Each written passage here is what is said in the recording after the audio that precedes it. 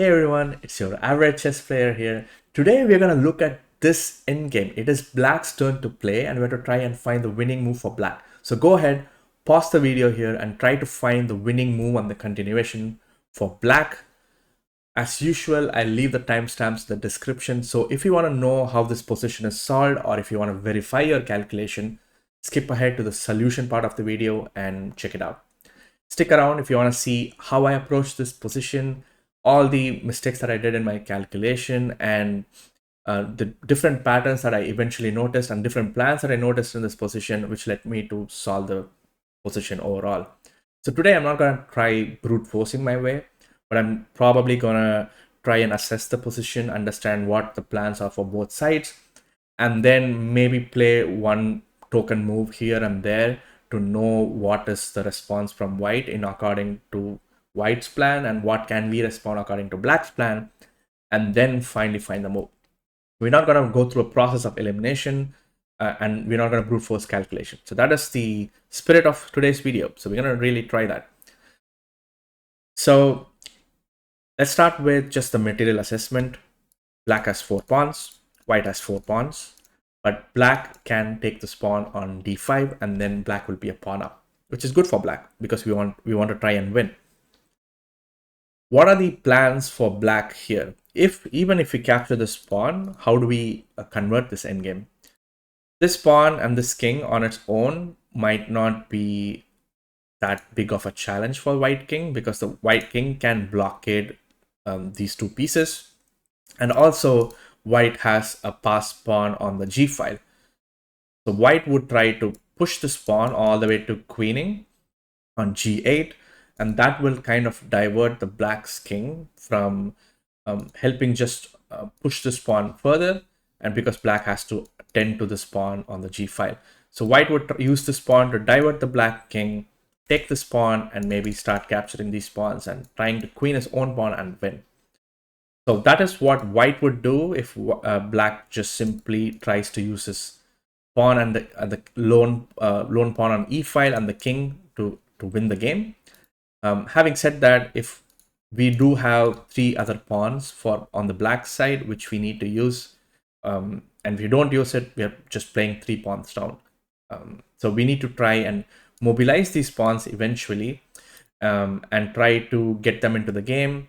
Gives like more problems for the white king to solve. That way we kind of overload the piece and start winning this endgame at some point.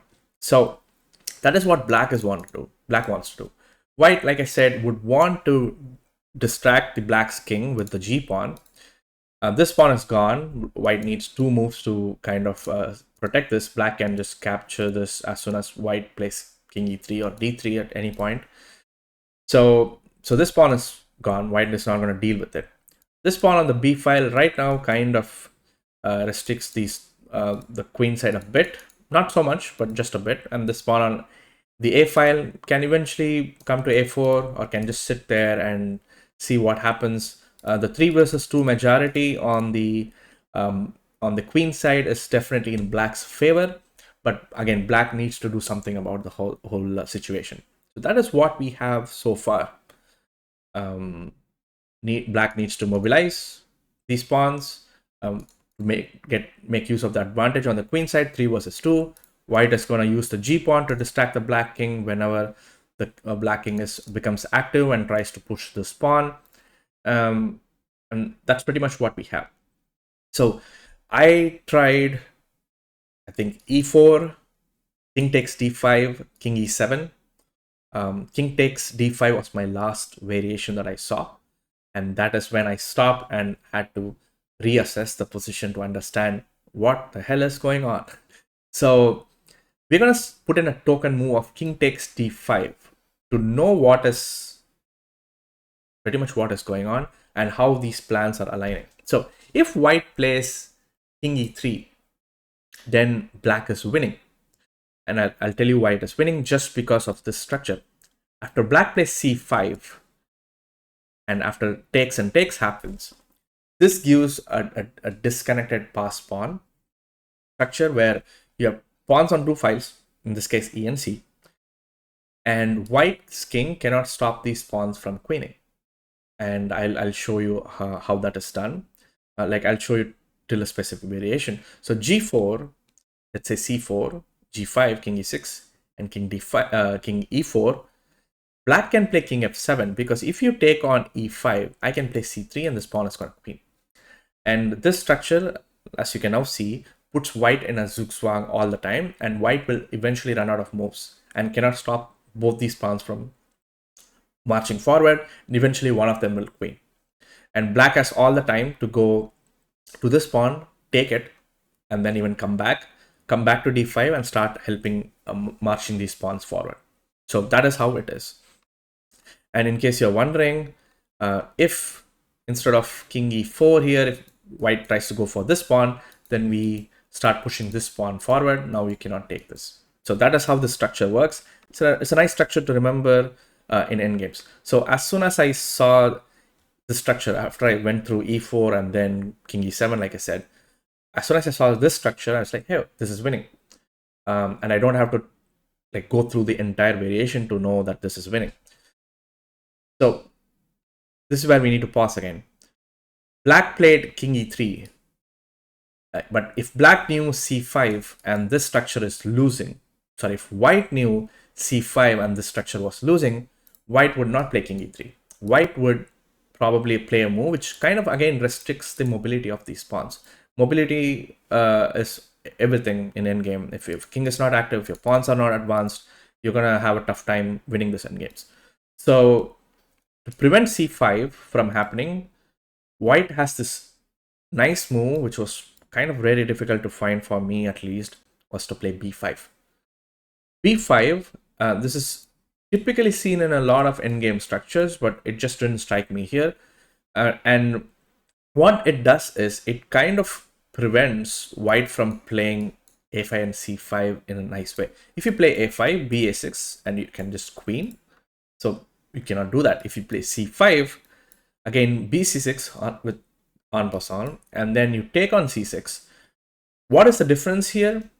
The white king does not have to deal with the disconnect pass pawns in the center, and you have this 2 versus 1 on the queen side. And 2 versus 1 is kind of easy to defend, and if the white king is like nearby, it's a draw. I'll just show a sample variation.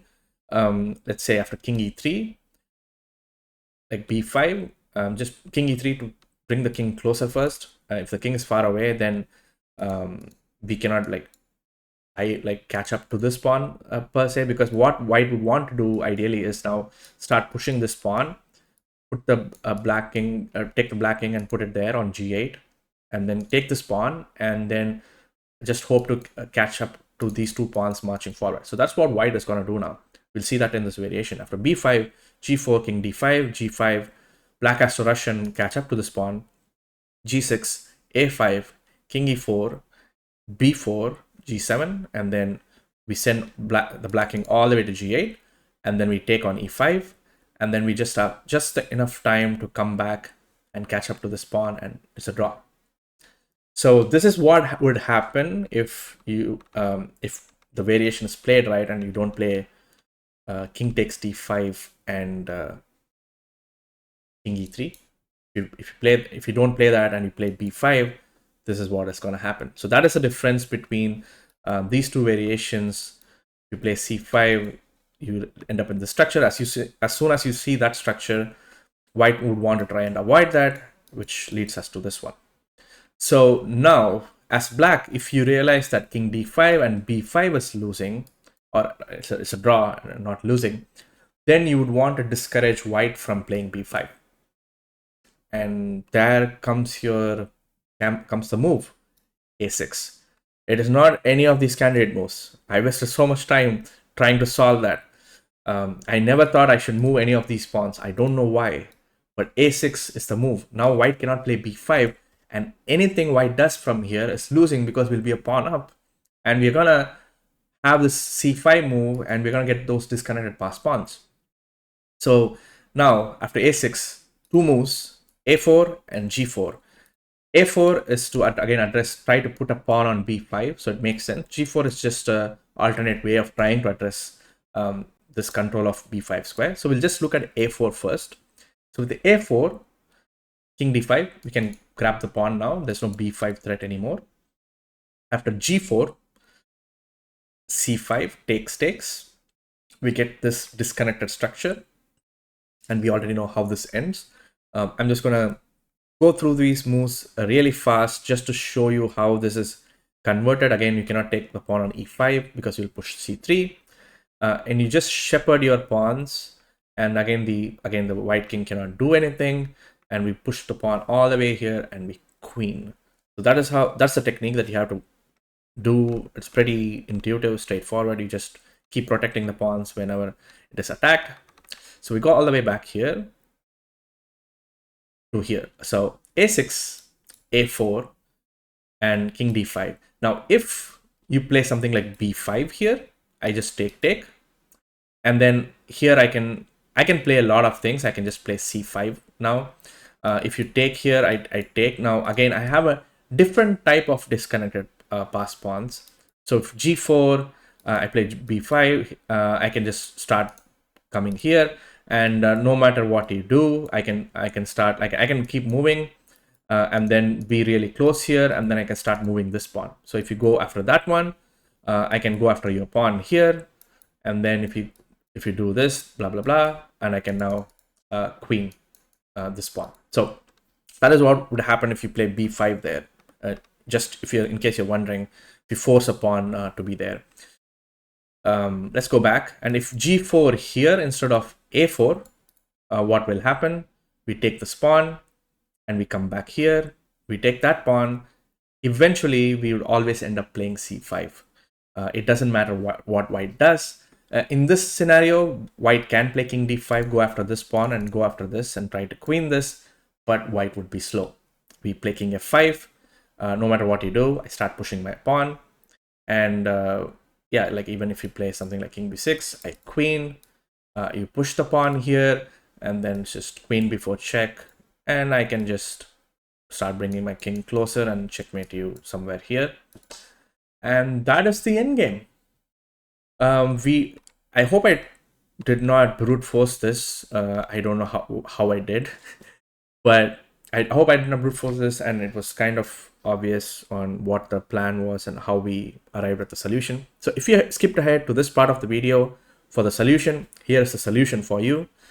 We need to prevent white from playing b5 so that we can play c5 and mobilize our pawns freely, and also take the pawn on d5 without any threat. So for that matter, we need to play the move a6 and prevent that from happening. And after that, any move that white plays, it is winning for black. Let's say white plays a4 to force the matter of b5 eventually. And then we can take this pawn on d5, and the best resistance from white, you could say, is with g4.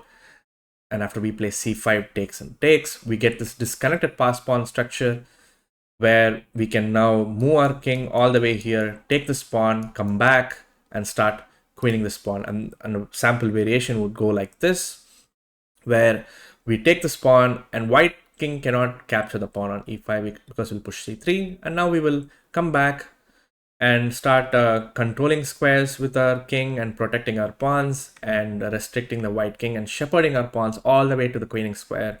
And then we queen, and from here black goes on to win the game with elementary checkmate. I hope you guys enjoy this video. Leave a like if you like the video, subscribe to the channel if you like content like this, and I'll catch you guys in the next one.